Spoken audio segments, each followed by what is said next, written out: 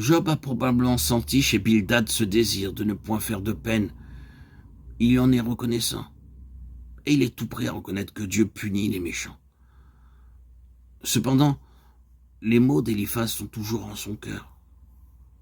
Comment l'homme mortel serait-il juste devant Dieu?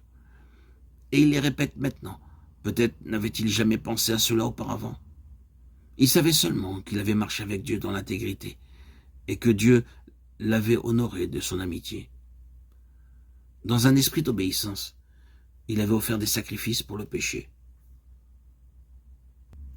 Mais était-il justifié de ce chef? Il n'en savait plus rien. Maintenant, les questions d'Éliphaz avec leur dard empoisonné ont pénétré dans le cœur de Job, ce qui tend à briser sa communion avec Dieu. Dès que la pensée se laisse absorber par les comment, l'expérience faite de la communion avec Dieu s'évanouit, se dissipe. Pourquoi certains gens veulent-ils voir défini, expliquer ce qui est indéfinissable? Ne leur suffit-il pas d'accepter la parole de Dieu? Et n'est-il pas douloureux de rencontrer cet élément de doute chez ceux qui sont chrétiens de profession? Ne peuvent-ils laisser en paix ceux qui marchent avec Dieu, sans venir les troubler avec leurs questions? C'est ici l'un des éléments de l'épreuve, de la souffrance permise pour purifier. Dans la douleur, l'âme va apprendre à donner raison de son espérance avec humilité et douceur. Si l'homme voulait discuter avec Dieu, il ne lui répondrait pas une fois sur 1000. Dieu est souverainement sage. Qui a osé lui résister et s'en est bien trouvé, dit Job maintenant, en réponse à Bildad. Il peut transporter les montagnes, faire trembler la terre sur sa base, donner des ordres au soleil, étendre les cieux, marcher sur la mer, créer les étoiles. Il accomplit des merveilles qu'on ne peut ni sonder ni compter. Qui pourrait s'opposer à lui ou lui dire « Que fais-tu » ? Alors, comment pourrais-je, moi, Job, lui parler ou raisonner avec lui? Quand même j'aurais raison, je n'oserais pas lui répondre, car il est Dieu, et je ne suis qu'un homme. Quand même il se rendrait à mon appel. Je ne croirais pas qu'il ait daigné entendre ma voix, lui qui fond sur moi comme une tempête et multiplie mes blessures sans motif. Il ne me permet point de reprendre haleine et me rassasie d'amertume. D'après les paroles de Job, il semblerait qu'il ne connaissait pas encore Dieu comme celui qui parlait avec lui. Mais il avait le sentiment intime de la présence de celui devant qui il marchait dans l'intégrité de son cœur, fuyant le mal, craignant l'Éternel. Job ne pressentait pas que le chemin de la douleur allait aboutir à une révélation de Dieu, à une communion qui dépasserait en intimité, en profondeur, tout ce qu'il avait jamais pu concevoir au temps de son bonheur. Pour l'instant, il est comme écrasé par le parallèle qu'il essaie d'établir entre lui et Dieu. S'il s'agit de force, point d'espérance pour moi. S'il s'agit de droit, qui oserait la signer? Quand même, je serais innocent. Il prouverait ma culpabilité, non point d'espérance pour moi. Inutile d'essayer de me justifier. Mon cas est désespéré aussi. Je ne tiens pas à l'existence. Je ne fais aucun cas de ma vie. Tu as dit, Bildad, que Dieu ne renverse pas l'homme intègre. Or, quand je songe à sa toute-puissance, et quand je vois comment il me réduit en pièces, je dis que tout revient au même. Puisqu'il n'y a point de juste devant Dieu, innocent et impie sont dans la même situation. En fait, il semble bien que Dieu se rit des épreuves qui atteignent l'innocent et qu'il abandonne celui-ci au méchant. Si ce n'est pas lui, qui est-ce donc? Tu me dis, bon courage.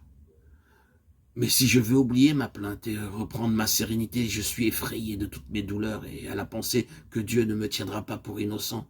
Tu me dis que si je suis pur et droit, il agira en ma faveur. Mais que faire? J'ai crié à lui pour qu'il me pardonne. Pourquoi me fatiguer en vain? Quand je purifierai mes mains avec le savon, il me plongerait à nouveau dans la fange. Il n'est pas un homme comme moi pour que nous allions ensemble en justice. Il n'y a pas d'arbitre entre nous. Je sens de plus en plus ma misère devant Dieu, ma distance entre le Créateur et moi est si grande. Oh, s'il y avait un arbitre entre nous qui poserait la main sur nous deux. Le besoin du cœur humain reste le même. Job, qui avait offert à Dieu des holocaustes et compris qu'ainsi il lui était agréable, souhaite à l'heure de l'épreuve un arbitre, un médiateur, à qui il parlerait de Dieu et qui lui parlerait de Dieu. Quand la vie et l'immortalité furent manifestées par l'Évangile, L'homme comprit que Dieu avait déjà répondu à ce cri par le don de son Fils unique, venant en une chair semblable à la nôtre. Lui, le médiateur entre Dieu et l'homme, le Christ, Jésus. Il convenait qu'il fût semblable à ses frères en toutes choses, afin qu'il fût un souverain sacrificateur miséricordieux et fidèle dans le service de Dieu, pour faire l'expiation pour les péchés du peuple.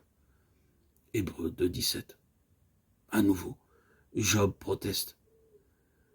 Qu'il retire sa verge de dessus moi, alors je parlerai et ne le craindrai pas. Autrement, je ne suis point moi-même. Versets 34 et 35. Mon cœur ne redoute pas Dieu, dit Job, mais ses plaies m'accablent, au point que j'en suis écrasé. Mon âme est dégoûtée de la vie. Il faut que je donne libre cours à ma plainte. Je parlerai dans l'amertume de mon âme.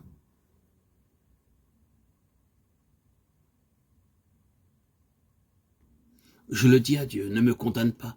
Fais-moi savoir pourquoi tu me prends à partie. Te paraît-il bien de maltraiter, de repousser l'ouvrage de tes mains? On pourrait donner à ce chapitre 10 du livre de Job ce titre, prière d'un malheureux lorsqu'il est abattu et qu'il répand sa plainte devant Dieu. Je vous invite à lire le psaume 102, verset 1. Combien touchante la plainte de Job. Montre-moi pourquoi tu me prends à partie. Se pourrait-il faire que tu prisses plaisir à opprimer et à dédaigner l'ouvrage de tes mains? Vois-tu comme voient les hommes? Essaierais-tu comme font ces hommes, mes amis, de trouver en moi le péché, sachant que je ne suis pas coupable? Je suis entre tes mains, Seigneur. Elles m'ont formé et tu me détruis. Vas-tu de nouveau me réduire en poussière? Tu m'as conservé par tes soins et sous ta garde. Cependant, toutes mes souffrances, tu les avais en ton cœur pour moi. Je te connais, Seigneur, je sais que tu prends garde à l'iniquité. Si je pêche, malheur à moi. Tu me traiterais avec rigueur. Suis-je innocent? Je n'ose lever la tête tant je suis rassasié de honte et absorbé dans ma misère. Si j'ose la lever, tu bondis sur moi comme le lion sur la proie, et tu montres en moi ta merveilleuse puissance. Oh Dieu, ton indignation augmente, légion après légion se dresse contre moi. Pourquoi suis-je né? Aucun œil ne m'aurait vu dans cet état où je suis. Mes jours ne sont-ils pas en petit nombre? Ne me laisseras-tu pas respirer un peu avant que je m'en aille dans le pays des ténèbres et de l'ombre, de la mort, pays d'une obscurité profonde?